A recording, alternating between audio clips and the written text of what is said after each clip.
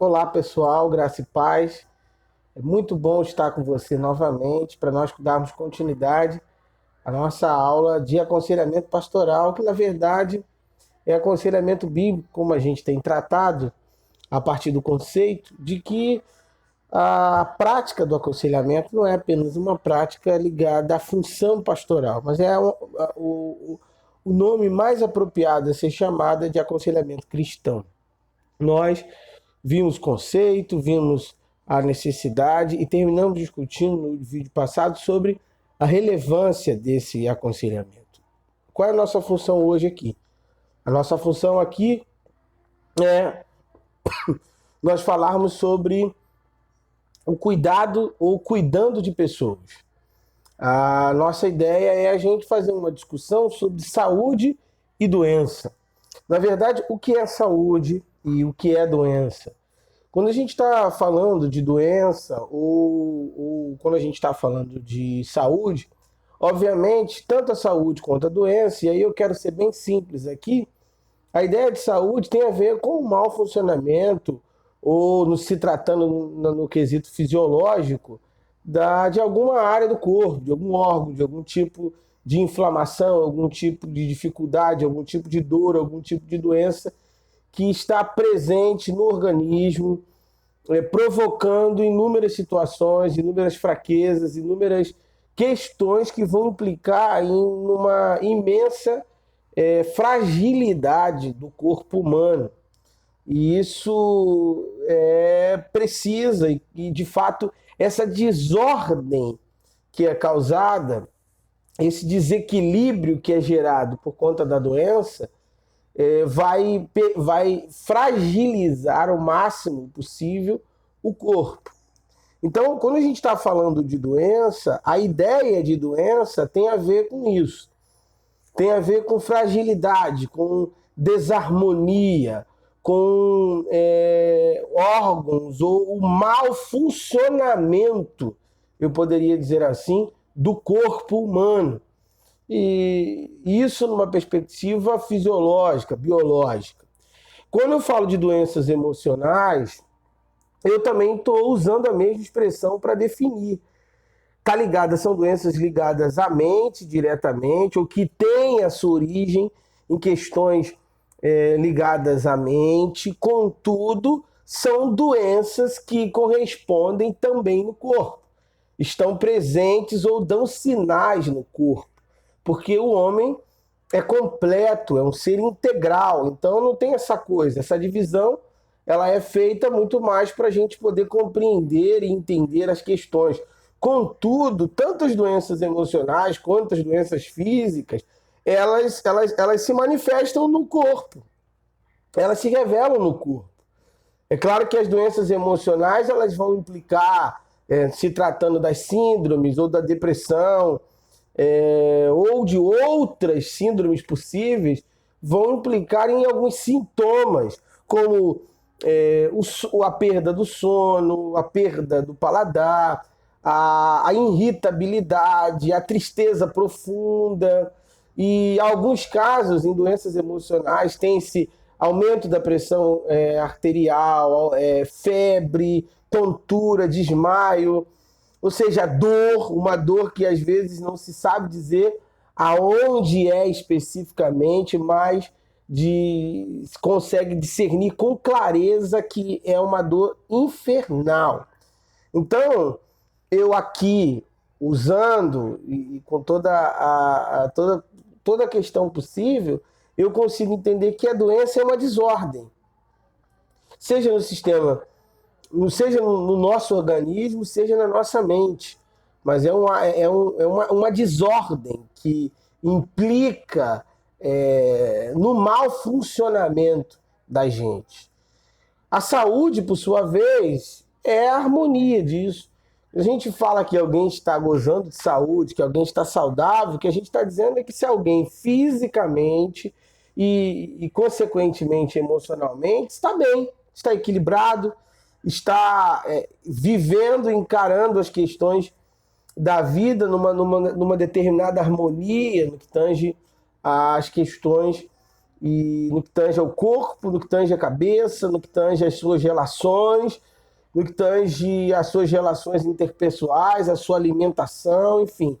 Ele goza de plena saúde.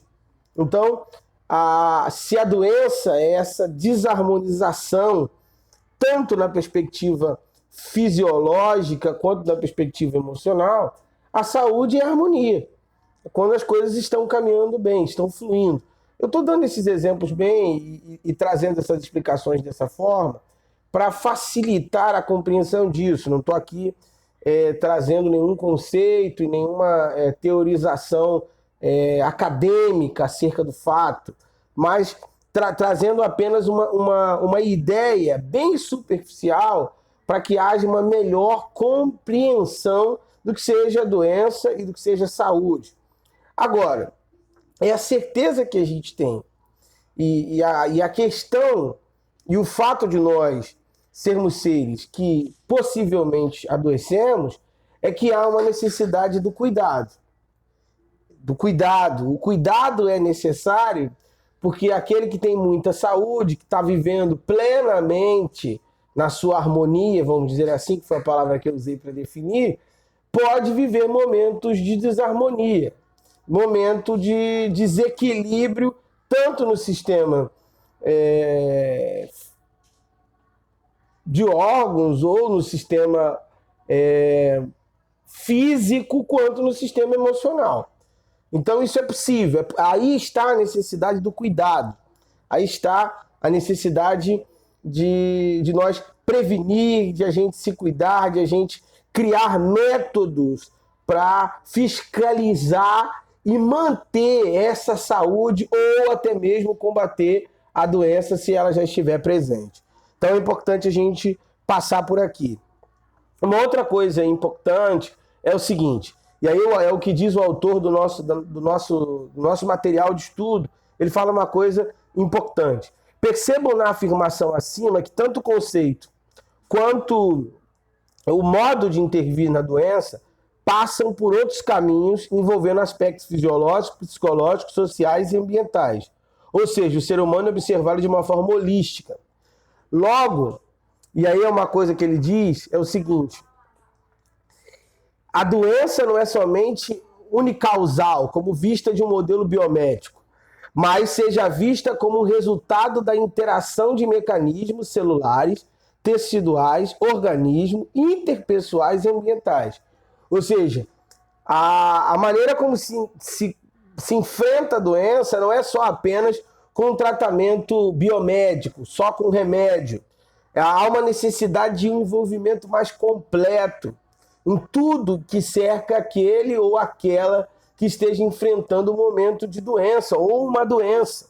E é importante observar, ainda que aparentemente determinada doença esteja se manifestando apenas no campo físico, no campo do corpo, no campo do organismo, é importante se refletir ou investigar sobre inúmeras óticas para entender de fato a causa ou a origem.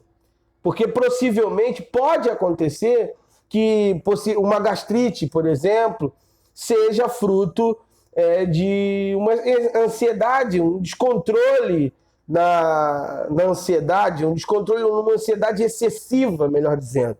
Possa ser que uma pressão arterial ou que um aumento da glicose, a própria diabetes, tenha fundo emocional e não físico.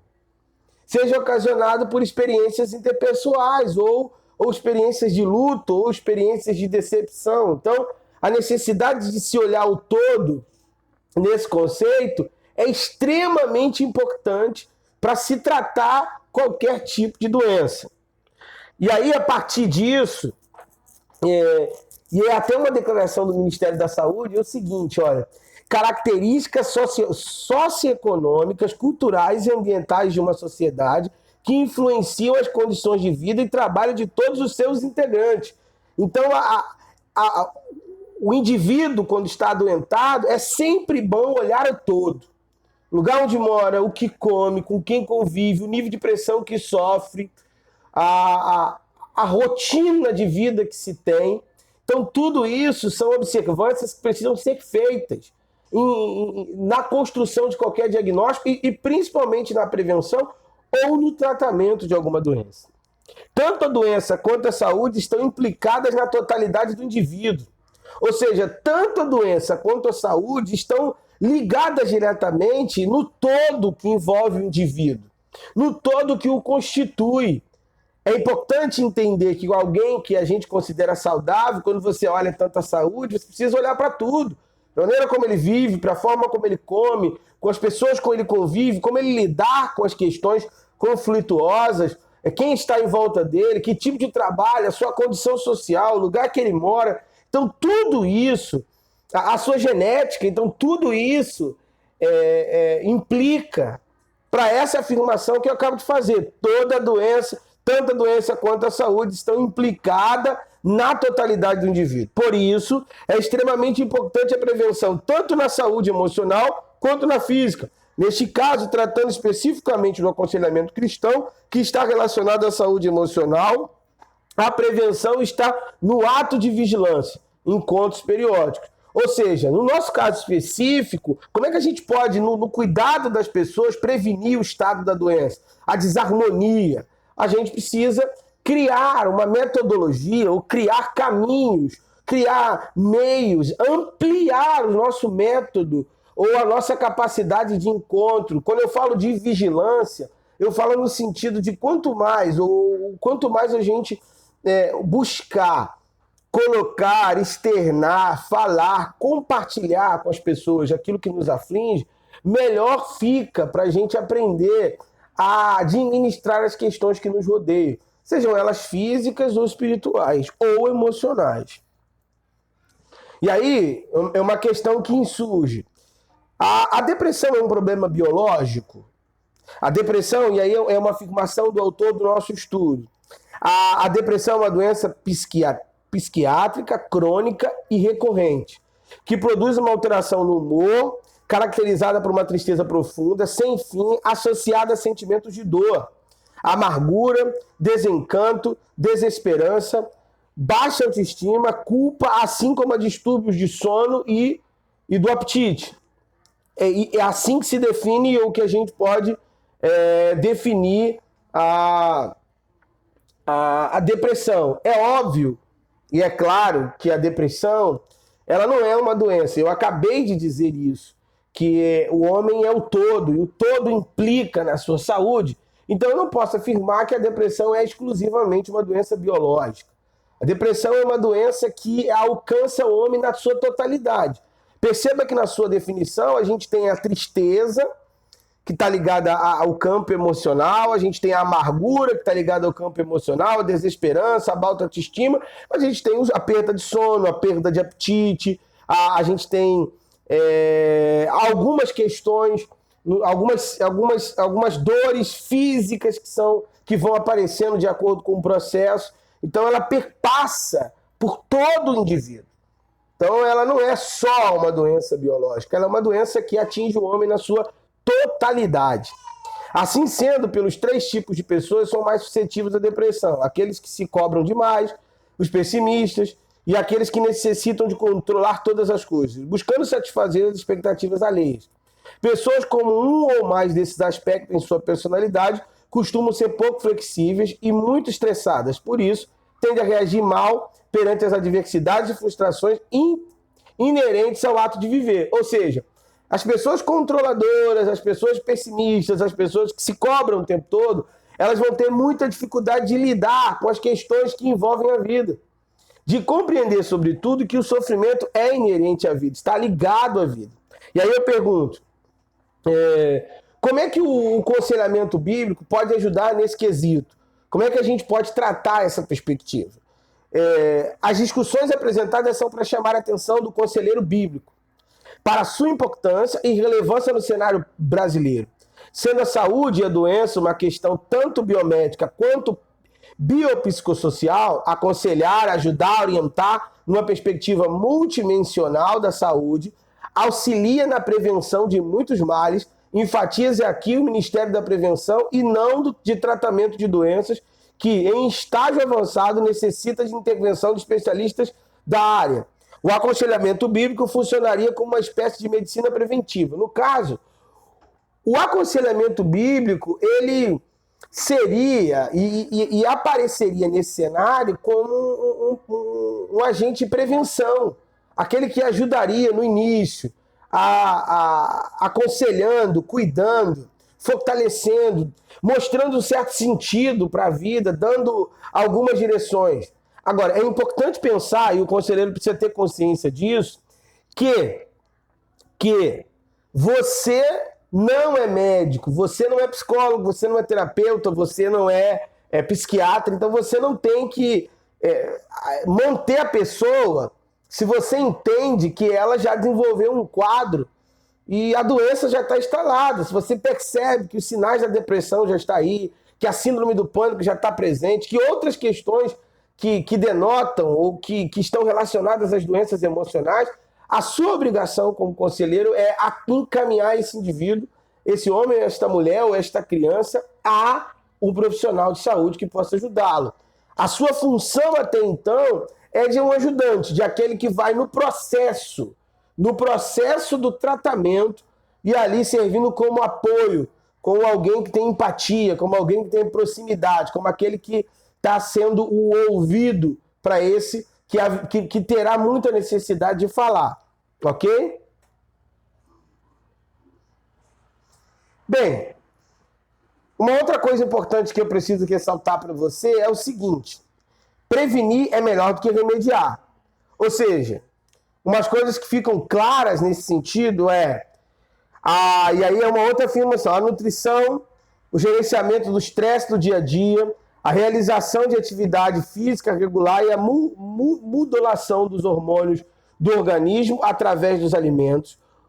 Ou seja, ele está falando da maneira como se vive, está falando de como se come, ele está falando de como a gente lidar com o estresse, ele está falando das atividades físicas, ele está falando que todas essas questões ajudam a prevenir as doenças, que desarmonizam a nossa vida num todo. Ou seja, qual é o objetivo primário do sistema preventivo? É adotar medidas socioeducativas para a saúde integral do indivíduo. Então, quando a gente fala de prevenção, a gente está falando de medidas que vão ajudar a gente não adoecer. Elas vão estar ali para a gente não adoecer. Sendo assim, o aconselhamento bíblico, a partir dos seus ministérios eclesiásticos, tem o papel de prevenir doenças, pois espiritualmente cristã é uma questão de saúde. Ou seja, o aconselhamento bíblico, ele funciona como aquele que vai ajudar a prevenir. Ele vai ajudar a prevenir construindo meios relacionais, ouvindo, apaziguando, tendo empatia, conduzindo, mostrando caminhos, mostrando, sobretudo, a valorização daquele indivíduo. Então, centralizando o cuidado no indivíduo, no homem, no humano, tendo ele como prioridade e fazendo ele entender a importância de falar, de compartilhar, de não carregar o mundo nas costas, fazendo ele entender que ele vai enfrentar questões difíceis, que ele vai vivenciar momentos complicados. Quando isso acontece, o que a gente tem de fato é caminhos que vão ajudar o indivíduo a não adoecer em face às tensões que ele vai enfrentar no decorrer da existência humana. Porque a prevenção não é prevenir contra as adversidades, mas é prevenir para ajudar a enfrentar as adversidades. Aqui está a questão. Ressalta-se que a exposição deste tema não é transformar a mensagem cristã numa terapia de autoajuda. Na realidade, o propósito é elevar o Ministério de Aconselhamento Bíblico como coadjuvante na promoção de saúde do ser humano. Orar, estudar a palavra de Deus, cantar e aconselhar é prevenir doenças. No caso, a ideia não é transformar você num psicólogo ou, sobretudo, não reduzir a mensagem bíblica de uma autoajuda. Mas a partir do texto bíblico, entendendo que o texto bíblico cuida das experiências humanas, mostrar caminhos, meios, métodos de não sucumbir na doença ou até mesmo de não adoecer. Assim, a gente consegue desenvolver o nosso cuidado com as pessoas e, sobretudo, a gente consegue construir um caminho de prevenção. E, em vez de tratar a doença, nós tratamos o indivíduo, nós cuidamos dele, nós produzimos ainda mais caminhos de saúde, caminhos de vida e caminhos de equilíbrio. Esse é o papel do conselheiro cristão. Ele entende, ele compreende, ele é ouvinte, ele é um orientador. Ele está tendo total empatia com quem sofre e, sobretudo, se colocando no caminho daqueles que ainda estão saudáveis para mostrar a eles caminhos que manterão essa saúde e não permitirão que eles adoeçam. Fique na paz e até o próximo vídeo.